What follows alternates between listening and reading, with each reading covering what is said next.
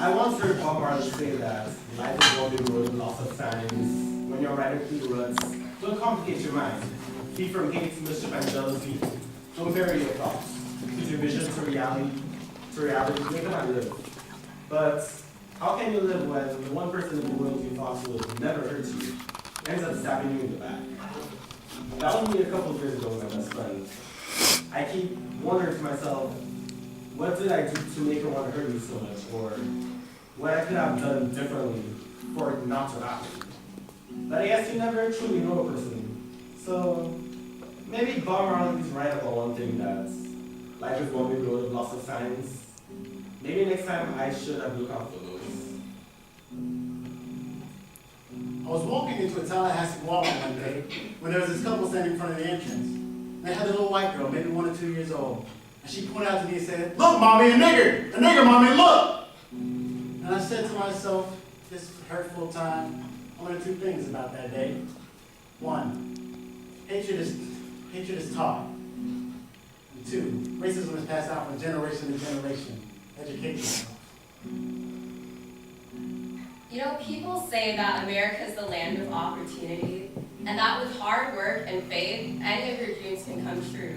But before my family traveled on a plane to this country without a word of English, they came from the first independent Black republic. And I'm proud of the sacrifices they've made, and the sacrifices they've made and the pride they have in themselves. But I'm still asked questions like, why is your name spelled like that? Or, that's too complicated to pronounce. I'm not even going to try and say it. Or when I tell people I identify as Haitian American, I'll hear things like, are you sure you're Haitian? Because you have some really good hair. Or, do you speak Haitian? And they probably mean, do I speak Haitian Creole, which is its own language. Or, when I looked on Google for images of Haitians, you don't look like any of them because you're not that dark. You know, just this past week on Instagram, I saw a picture that a former female Black boss of mine posted, who we'll call Alice. The picture is of her addressing another student. In the caption, the student asks, "Mama Alice, what's ugly?" To which she replies, "I don't know, son, we're light-skinned." You know, I always heard that America is the land of opportunity, that if you work really hard, you can get anything you put your mind to. But I'm still so confused as to why we're so divided among the Black community. You know, no one told me that being an American, being a true American, meant shielding my Haitian culture.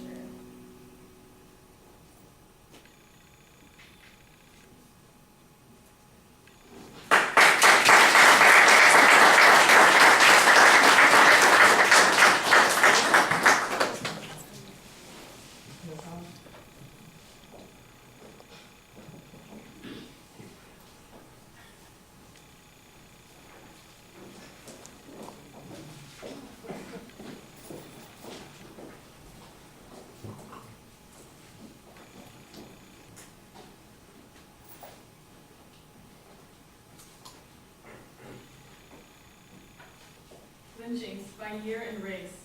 Year, 1882. Whites, 64. Blacks, 49.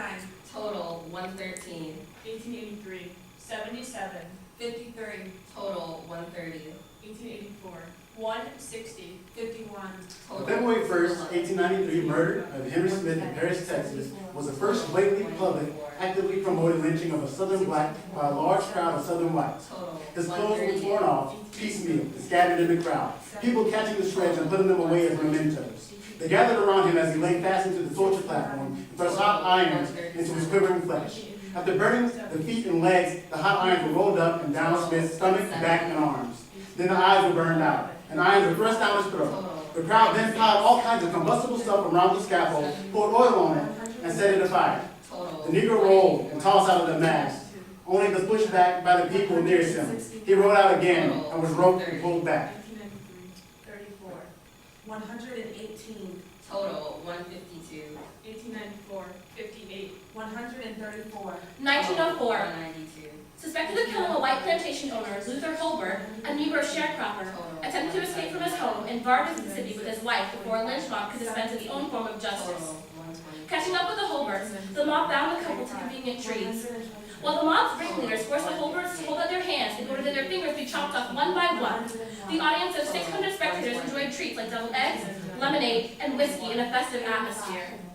Next, the Holbert's ears were amputated, and those severed appendages, along with the disconnected digits, became much prized souvenirs. When someone in the crowd produced a large corkscrew, that instrument was used to alternately bore into husband and wife, producing quivering, raw flesh each time but withdrawn. Finally, the tortured men and women were burned alive like Christian martyrs. Total, 99. 1904, 7. 76. Total, 83. 1905, 5. Wednesday, December 8, 1915, Cordelia Stevenson was hung from the limb of a tree without any clothing about 50 yards north of the Mobile and Ohio Railroad outside Columbus, Mississippi. Total, The gruesomely horrific scene was witnessed by thousands and thousands of passengers who traveled in and out of the city the next morning. She was hung there by a bloodthirsty mob who had taken her from her home to the spot where she was raped and lynched. All of this was done after she had been brought to the police station for questioning in connection with the arson of Gabe Frank's barn. Her son had been suspected of the fire. The police released her after she would convince them her son had left home several months prior and she did not know his whereabouts. After going to bed early, a knock was heard at the door. Her husband, Arch Stevenson, went to answer, but the door was broken down first and his wife was seized. 56. He was threatened with rifle barrels to his head should he move. The body was left hanging until Friday morning. An inquest returned a verdict of death at the hands of persons unknown. 1918, 4. 60. Total, 64. 1919, 7. Will Brown, 41 years old, 1919. Brown ended up in the hands of the crazed mob. He was beaten into unconsciousness. His clothes were torn off by the time he reached the building's doors. Then he was dragged to a nearby lamp pole on the south side of the courthouse at 18th and Harney around 11 p.m. The mob roared when they saw Brown, and a rope was placed around his neck. Brown was hoisted in the air, his body spinning. He was riddled with bullets. His body was then brought down, tied behind the car, and towed to the intersection of 17th and Dodge. There, the body was burned. Later, pieces of the rope used to lynch Brown were sold for 10 cents each.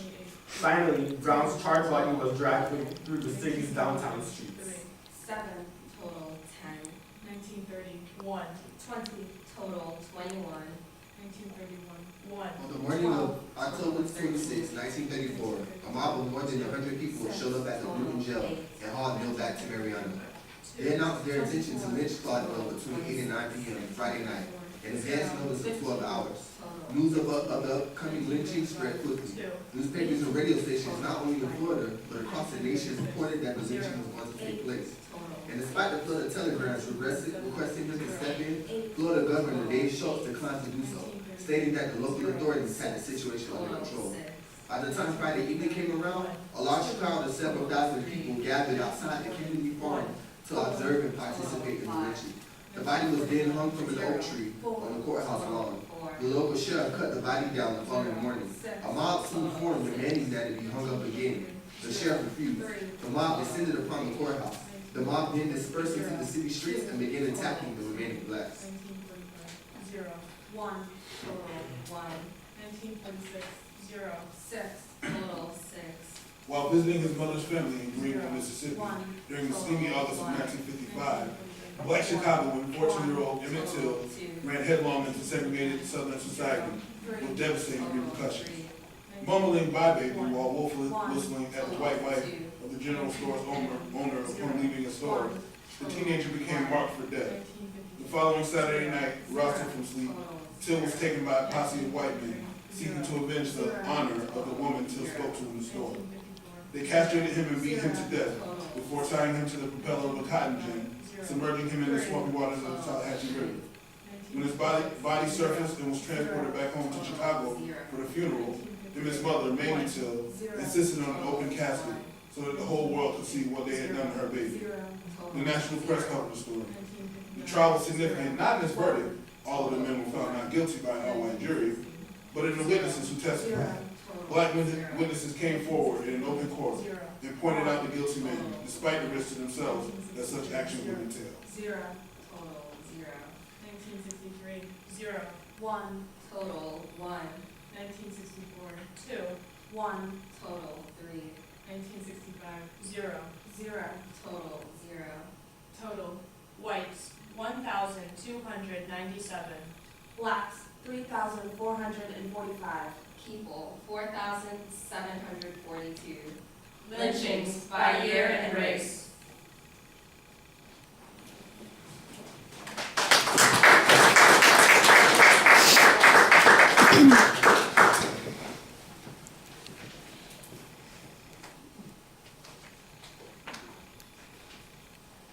If I could find the spot where truth echoes, I would stand there and whisper memories of my children's future.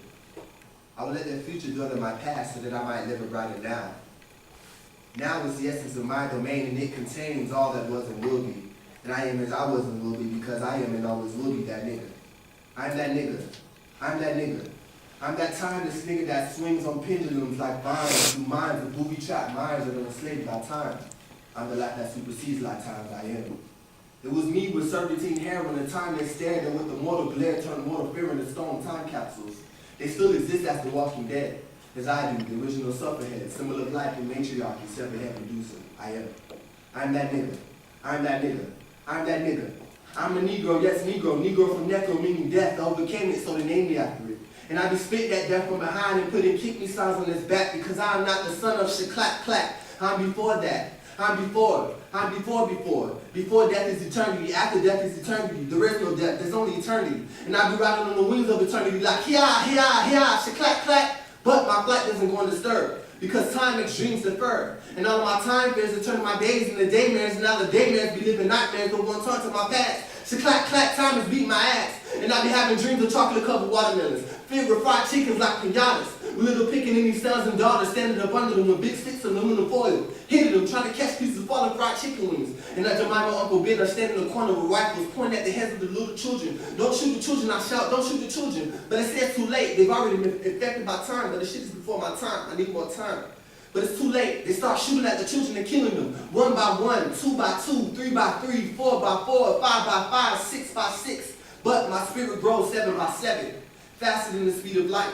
Because light only penetrates the darkness that's already there. And I'm already there. I'm here at the end of the road, which is the beginning of the road beyond time, but where my niggas at? Oh shit, don't tell me my niggas got lost in time. My niggas are serving unjust time. My niggas are dying before their time. My niggas are dying because of time.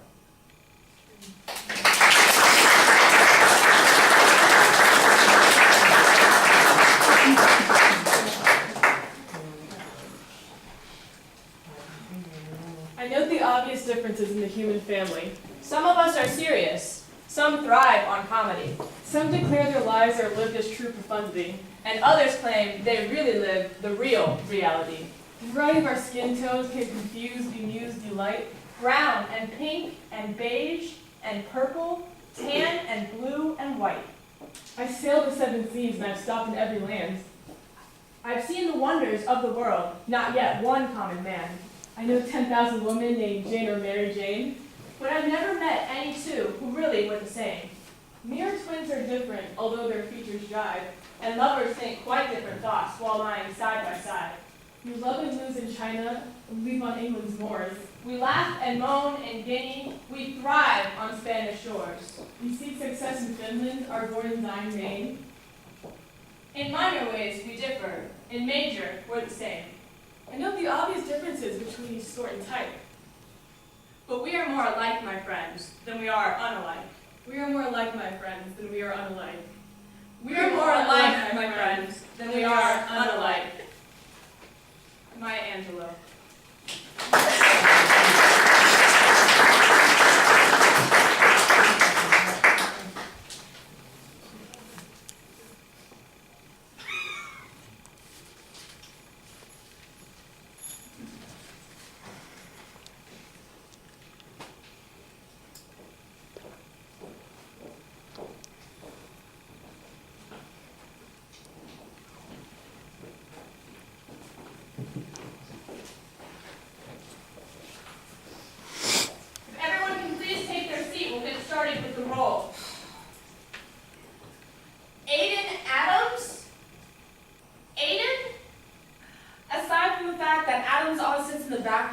Which even the substitutes know?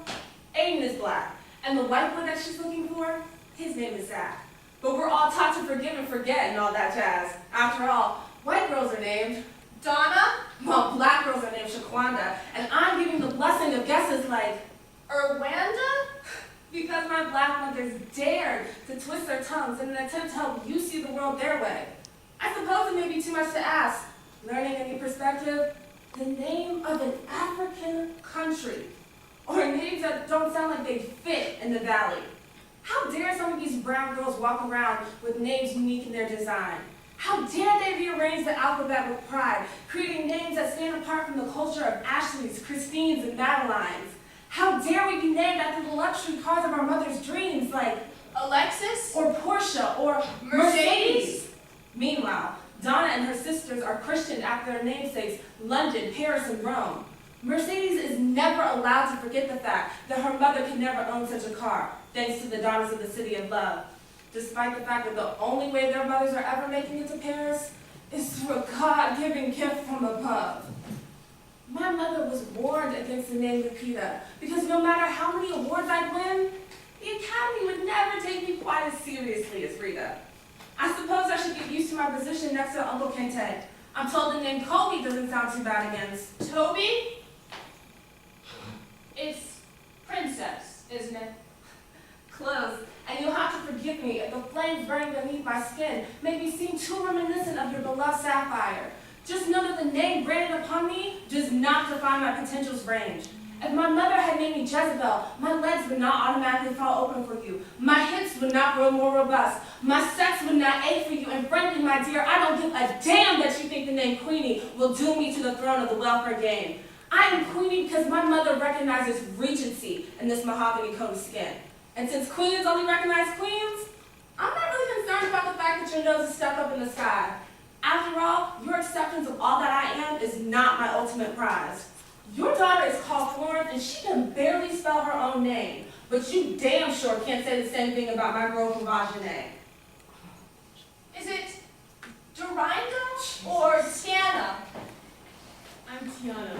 Dorinda's absent today. Well, that just leaves Flint. Aaron Flint? Present.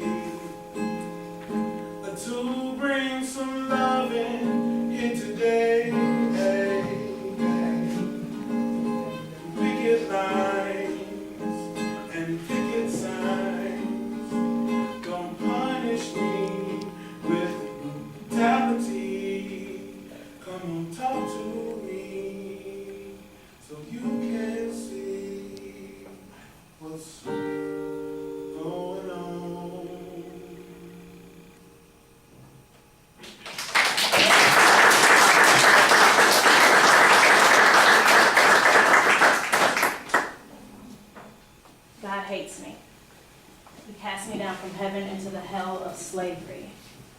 From the throne of pleasure, descendant of the deceitful Cleopatra, I was stripped of my crown and punished for all eternity. My black skin, once beautiful, now viewed as a disease, unclean and cursed to be abused for the rest of time. touches me inappropriately. He beats me and calls me unworthy. He takes his cloak of favor from around me and sells my soul to the highest bidder.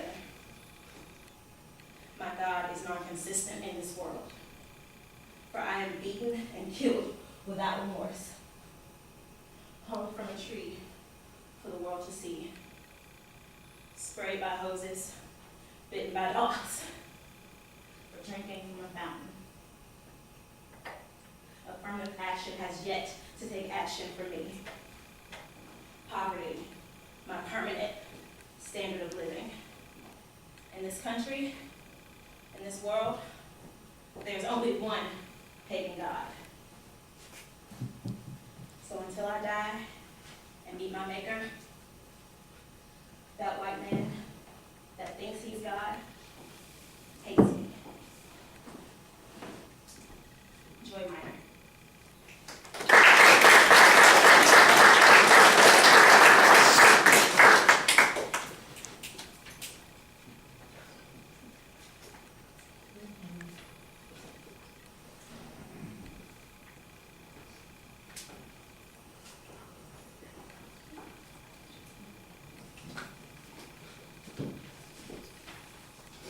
What is beauty? Beauty's approval is one's appearance, even with the blatant blemishes. When judged on an outer image, it tends to put a person under an umbrella of pain, sorrow, turmoil, and disaster. But beauty is more than just an image on the surface level. Beauty is a perfect epitome of love. Love yourself. Understand yourself. And then the world will understand you. That's the true meaning of beauty.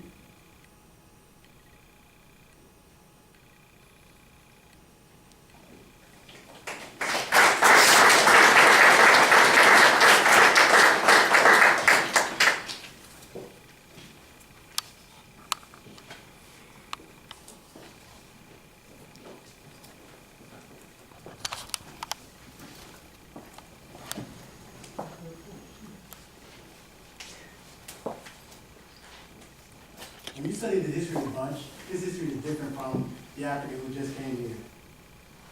During the stay in Atlanta, Georgia, Bunch was not allowed to stay in a hotel. He was segregated, Jim Crow.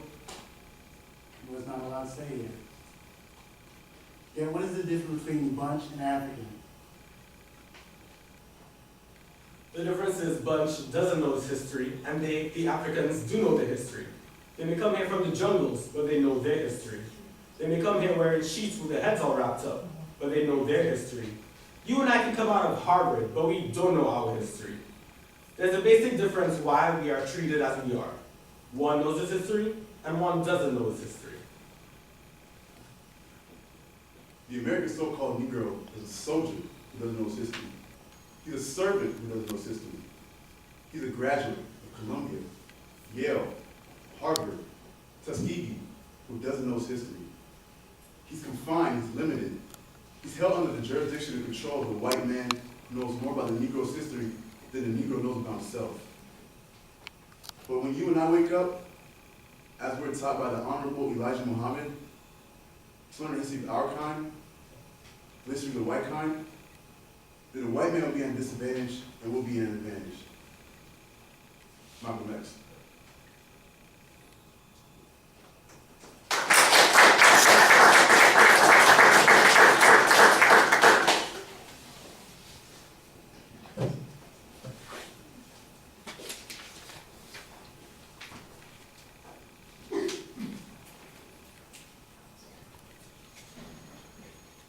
Dark phrases of womanhood, of never having been a girl.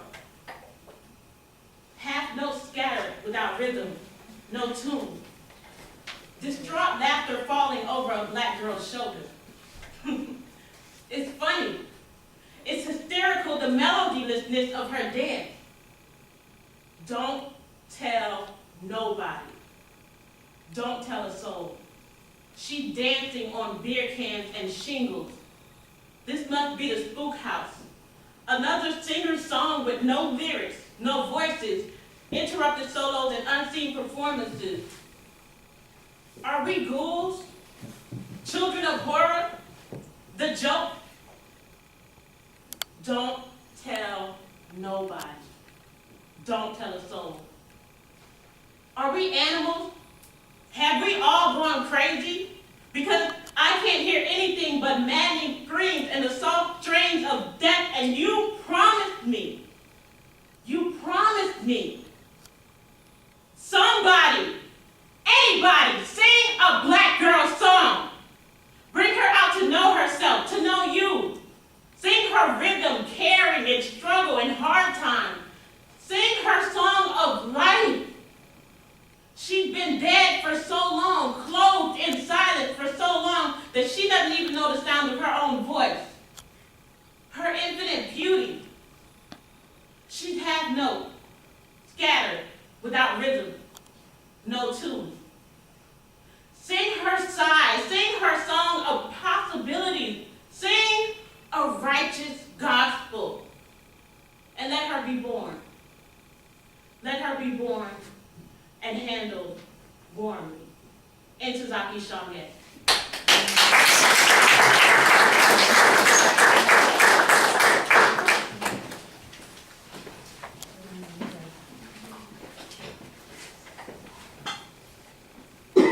This is for all the brown-skinned girls who are drowning in tears from blue-eyed dreams, buried under pillows, seated with wallflower nightmares looming like thorns around the crown of nappy hair.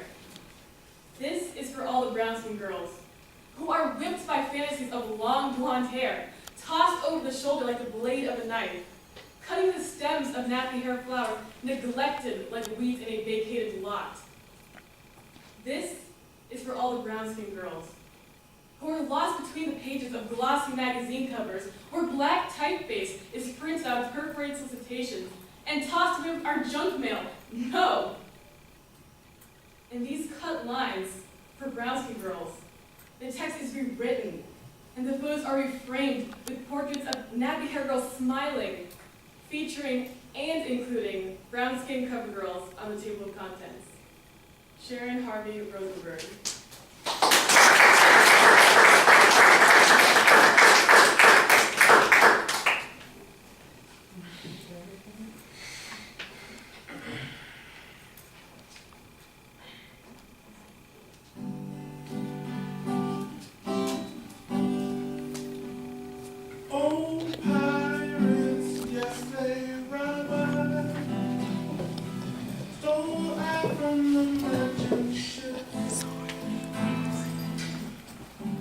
Minutes after they took life from the bottomless pit, but my hand was made strong by the hand of the Almighty. Forward in this generation, triumphantly. Won't you help me sing these songs of freedom? 'Cause all I ever had, redemption song, redemption song. These songs of freedom. All I ever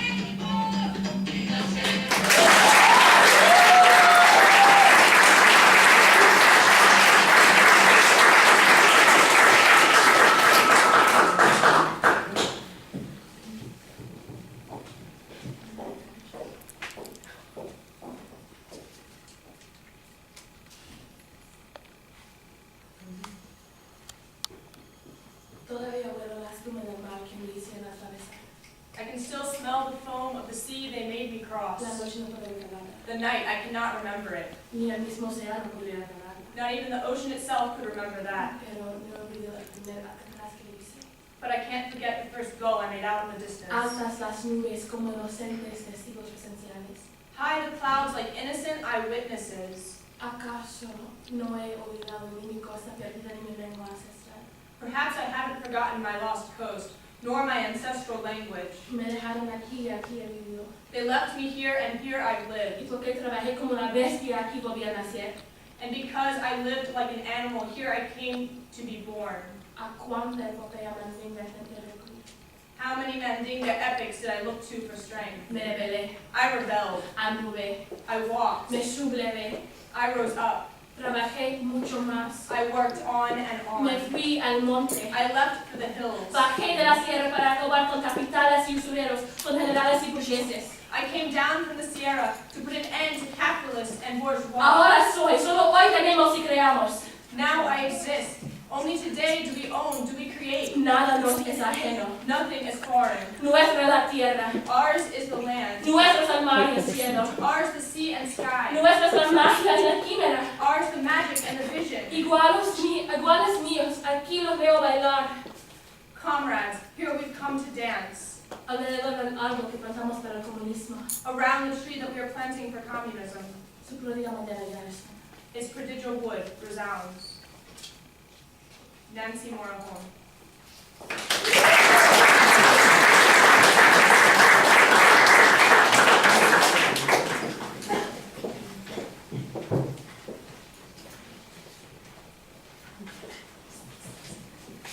YT Kubuli, that was her name before the so-called discoverers came, and claimed to have discovered her on a Sunday, thus the name Dominica.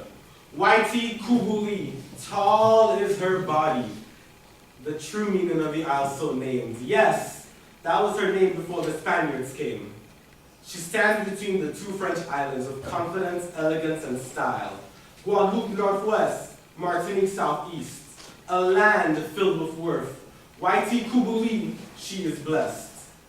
Majestic are her hills, her valleys are lush, bathed in crystal waters, pure and plush. Majestic trees of forest do embrace, her people are gentle and full of grace. Her ocean waves rolling and roaring loudly, sometimes tenderly, or otherwise forcefully. Esteemed by her people and others you lure, kiss her sandy and rocky shores, many a pounding they do endure. Her land is rich with bananas, yam, and dashing. Forests with an abundance of agouti, manico, and mountain chicken. Rivers full of veal, dormy, and quiche, to create an elegant and mouth-watering dish. Her people have countless tales to tell, stories remembered by many so well, of olden days and times gone before. These will capture your imagination for sure. Dominica, nature isle with beauty and splendor, esteemed by your people and others you lure. To your land pristine, safe, and unblemished, YT Kubuli is your name, unique and cherished.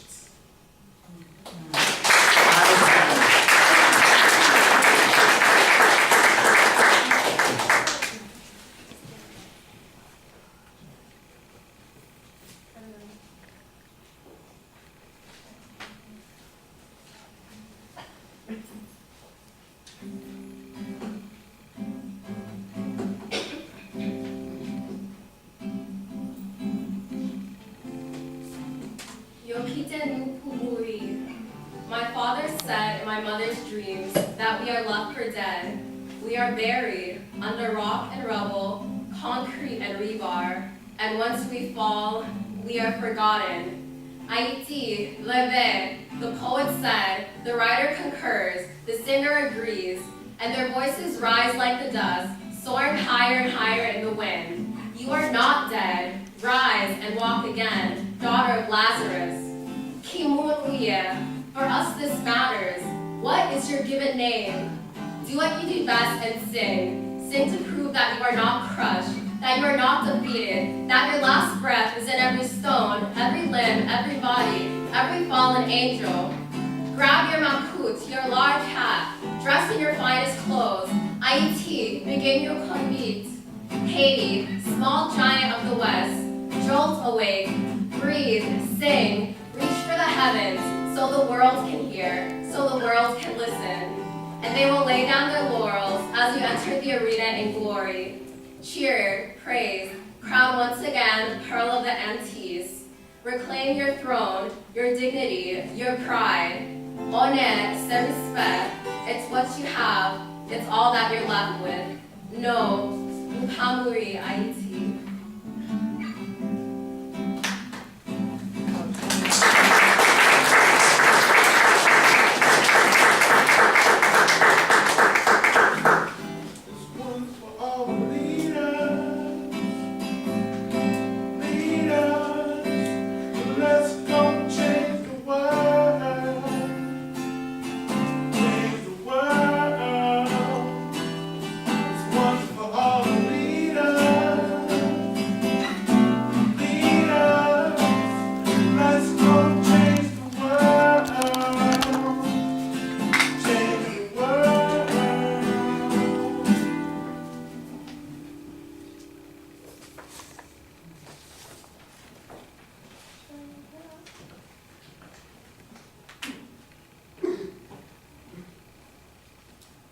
No one person is born hating on another person because of the color of his skin, his background, or his religion.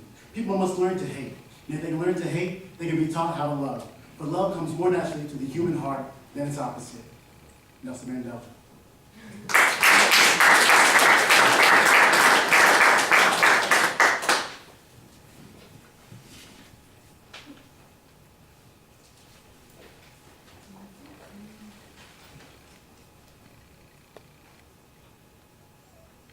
I am the broad-shouldered queen, whispering your name with my mind, telepathically signaling.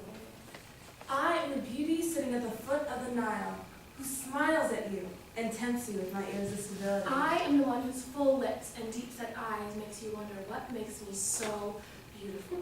I am the temptress, whose finna dashiki makes you sing my praises and call me simply wonderful. I am the sorceress that can place a spell simply by touching you with my fingertips.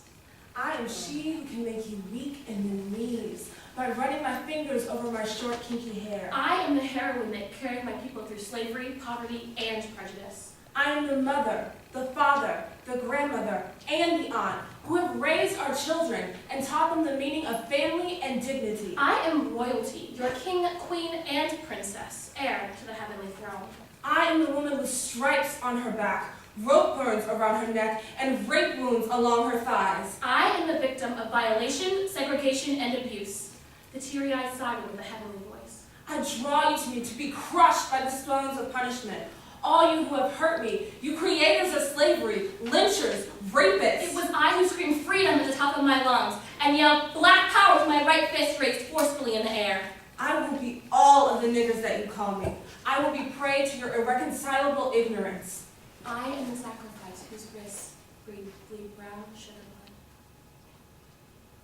Come, my men, and worship me, for I am she with the blood of Cleopatra, Sheba, Harriet, Sojourner, Beloved, Crispus, Rosa, and Martin running through my veins. Their virgin seed. I should be the most revered among all women. It should be me sitting in New York's polluted water welcoming all hopeful souls into this country. For it was the bloody hands of the fruits of my womb that built this land. Who am I? I am the Black Statue of Liberty. Joy Minor.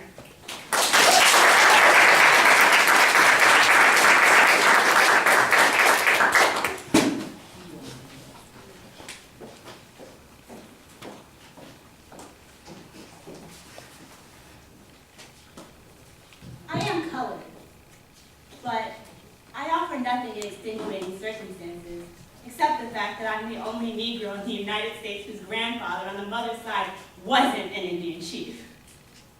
But I'm not tragically colored. There's no great sorrow jarred up in my soul nor lurking behind my eyes. I do not mind it. I do not belong to the sobbing school of Negrohood who hold that nature has somehow given them a low-down dirty deal and whose feelings are all but about it. Even in this helter-skelter skirmish that is my life, I have seen that the world is to the strong regardless of a little pigmentation, more or less.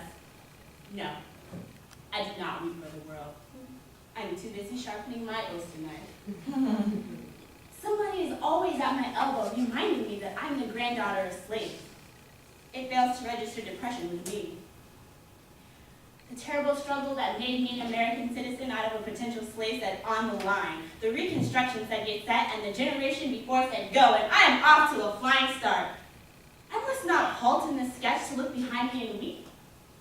Slavery is the price that I paid for civilization. The choice was not with me. It is a bully adventure, and I have paid through my ancestors for it.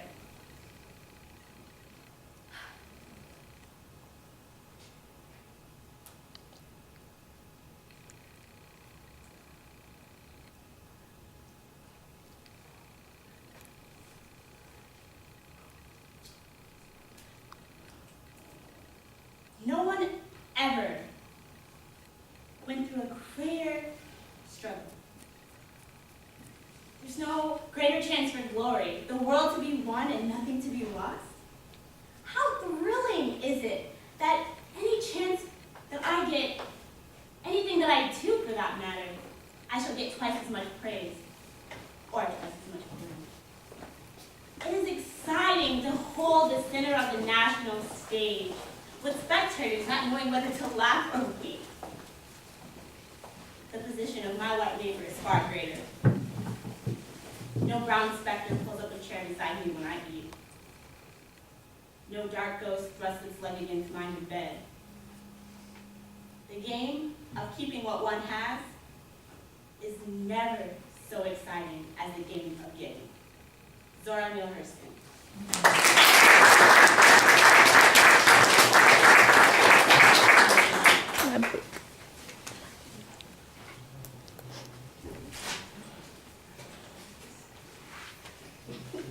You talking about what you did for me? What did you ever give me? You ain't never gave me nothing. You ain't never done nothing but hold me back. Afraid I was gonna be better than you. All you ever did was try and make me scared of you. I used to tremble every time you called my name. Every time I heard your footsteps in the house, wondering all the time, what's Papa gonna say if I do this? What's he gonna say if I do that? What's he gonna say if I turn on the radio? And Mama too, she tries, but she's scared of you. I don't know how she stands you after what you did to her. What you gonna do? Give me a whooping? You can't whoop me no more. You're too old. You're just an old man. You crazy, you know that? You just a crazy old man talking about I got the devil in me. Come on, put me out. I ain't scared of you, come on, put me out. What's the matter? You so bad? Put me out! Come on! Come on! August Wilson.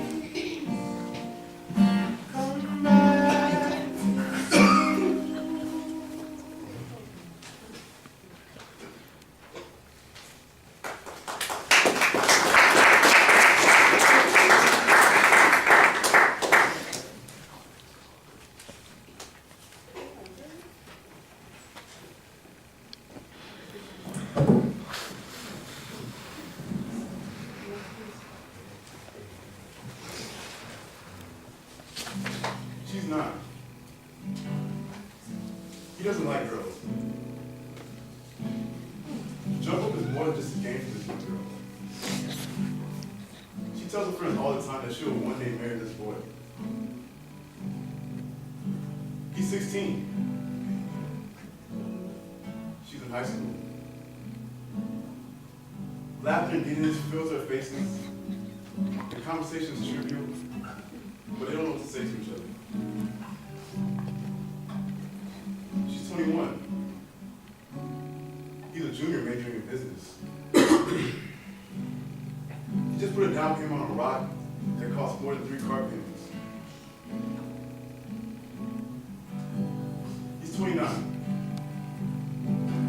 She surprised him with a birthday party. He's been dreading this day for years. She went out and bought all the black balloons that she could possibly find. Though they might not see eye to eye, they both expect a huge crowd. She's 37. He's now a banker. She doesn't know it yet, but child number 4 is on the way. And when child number 4 arrives, she'll call her husband and he'll rush her away and give her one son. He's 62. She just found out she's a great grandmother. For 40 years, they sat across one another on the table. As he reads his newspaper, she rubs lotion on her hands. There's no need to look at the menu because they've been here before. She's 88. Today was his birthday. He missed it by 4 days. But there seems to be no regret. There's no goodbye. There's just love. Ben.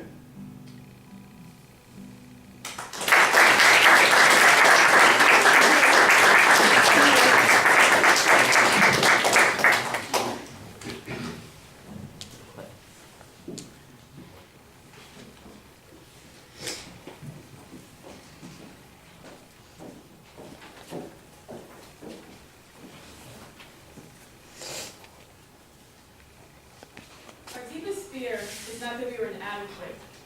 Our deepest fear is that we are powerful beyond measure. It is our light, not our darkness, that most frightens us.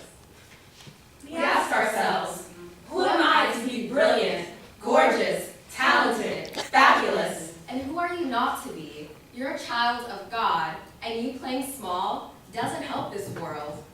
There is nothing enlightened about shrinking, so that others won't feel insecure about you. We were born to make manifest the glory of God.